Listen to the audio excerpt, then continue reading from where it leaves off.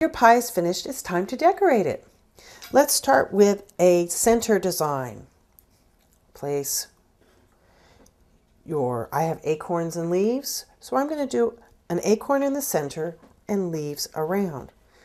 This is the time, because the pie is completely cool, you can change your mind. You can do different things. Let's try acorns around the edge.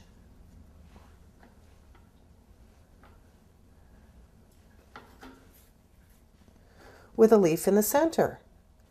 Or if you want something simpler, you can do a couple of leaves with an acorn, or maybe two. Whatever pleases you. There are a million ways to configure this pie.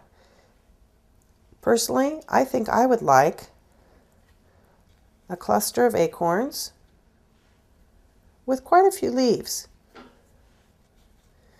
And it doesn't have to be centered, it can be off-centered. Whatever your imagination goes, you can make the best pie you can.